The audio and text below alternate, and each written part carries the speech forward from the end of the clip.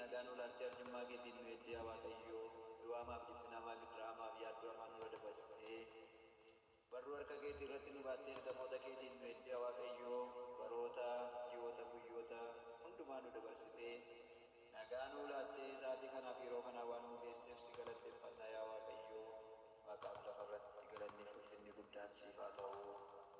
Olmaa keef geggeessaa kee yaa waaqayyo araara kee hundumaaf yaa waaqayyo si galateeffannaa bara baraan galanni guddaan siif haa ta'u.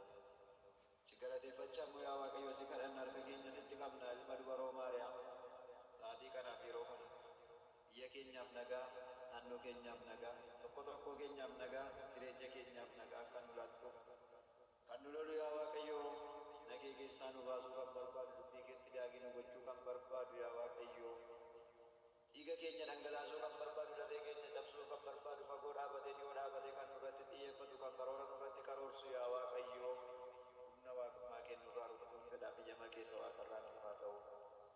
Kan nu lolu yaa waaqayyo nurraa loluun fedhaa biyya keessa waaqarraa nuuf haa ta'u. Mana keenya maatii keenya ba'uuf galuu keenya sitti kennanneerraa ergamoota qulqulloota keetiin nu eeguun fedhaa biyya keessa waaqarraa nuuf haa ta'u. Abbaa keenya yaa waaqayyo obboleettii keenya yaa waaqayyo dhugaaf jedhanii dhugaan isaanii jalaa dhokatee mana adabaa kan jiran rakkachaa kan jiran yaa waaqayyo si kadhannaa ilma dubaroo Maariyaam ulfina maqaa keef jettee gara isaanii dhaquun fedhaa biyya keessa waaqarraa nuuf haa ta'u. Hiikama kee fudhattee dhaquun fedhaa biyya keessa waaqarraa nuuf haa ta'u. Nagaa kee fudhattee dhaquun fedhaa biyya keessa waaqarraa nuuf haa ta'u. Guyyaa irraan nu geesseessa keessaa baduuf keessaa cabu malee yaa waaqayyo du'aamaa nu oolchite Itoophiyaa irraan nu ga'uun fedhaa biyya keessa waaqarraa nuuf haa ta'u. Guyyaa dhufaatii keetii immoo yaa waaqayyo mootummaa keetti akka nu yaadattuuf hojii keenya yaa waaqayyo akka nu eebbistuuf mana keenyaaf daa'ima keenya akka nu hedduuf ulfaataaf galateeffama maqaa kee yaa abbaa keenya inni si galateeffannaa yaa abbaa keenya samiirra kan jiraattu maqaan kee haa galateeffamu mootummaan kee haa dhufu jaalalli kee samii irratti akka ta'e akkasuma lafarratti haa ta'u.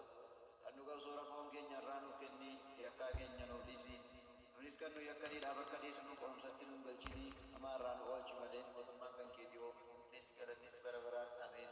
Nagaa ergamaa Gabriel qulqullaa'aa yaa giiftii Maariyaam nagaa siin jenna yaada keen durba foon keetiin dubaroodha yaa haadha waaqayyo samu'aa ol nagaan siif haa ta'u dirqoota keessaa bu'amtee kan eebbifamteedha.